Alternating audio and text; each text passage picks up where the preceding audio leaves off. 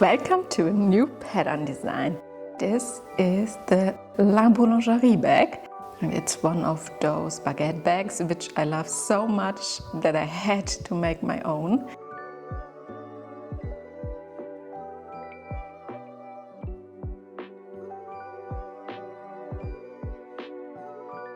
First you cut the paper and then you start taping all of the pattern paper pieces together. There is also an instruction on the paper pattern on how to trim the pages so that you can tape them. And then I cut along the seam allowance and prepare the pattern pieces. You can lay it on leftover fabric, which is what I do here. If you have enough fabric, you can fold it. I am not using interfacing for my version of the bag, but if you prefer, you would iron it on the bag pieces before sewing. Then I start to zigzag stitch all around. You can also use your serger, but if you don't have one, you can also use the zigzag stitch, which I do here, so there is no need to buy one.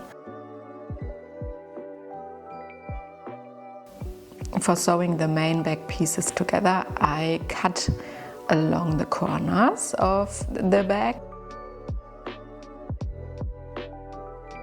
Then I start pinning all the pieces together, which is the side and bottom and the main back piece. And then I start sewing.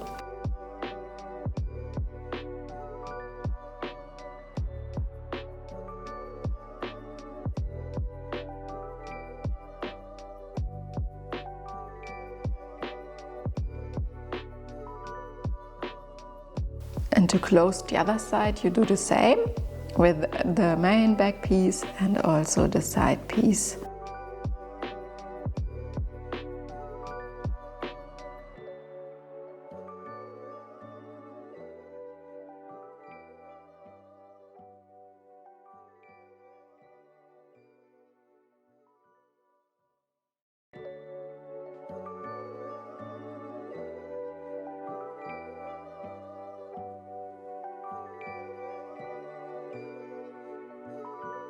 Now you can really see the shape of the bag.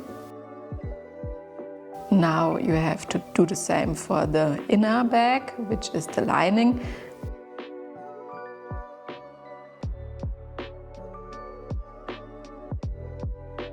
I also cut into the corners, and here you see why. If you cut it, you can then use a little tension on the fabric and then you can sew along the corners, and the chance is higher that you don't create folds.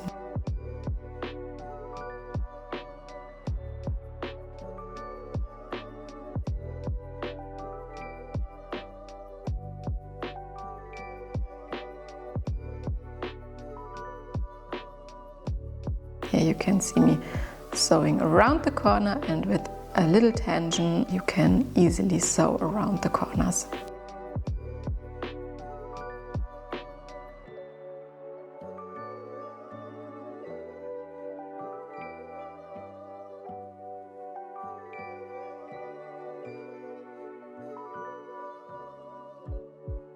Then you do the same with the other main part of the bag, and you also sew it all in place.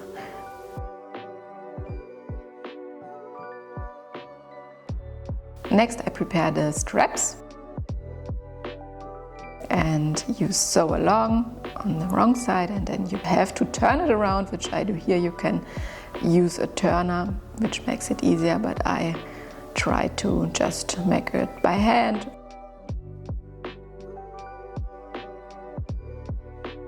And for the smaller straps I cheated a little. I just folded it in and sew along. Now I sew the flap. The flap can be sewn without cutting along the curves, but then before I turn it around I also cut in, because then you can create beautiful rounded shapes. Be careful not to cut too deep, you only want to cut into the seam allowance.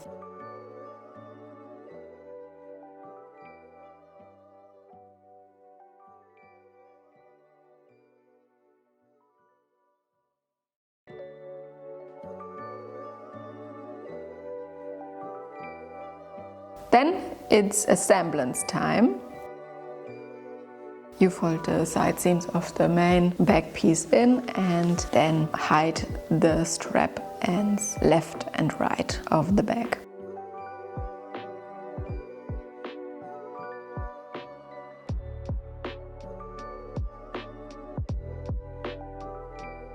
Look that they are in the middle of it so that it all looks neat and fancy. And then you can put in the flap and then pinning it all in place.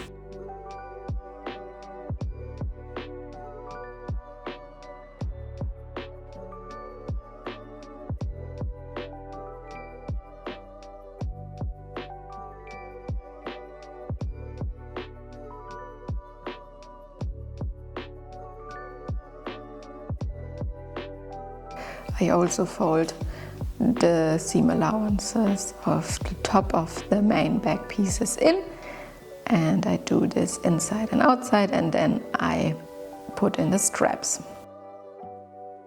And then I sew it all along.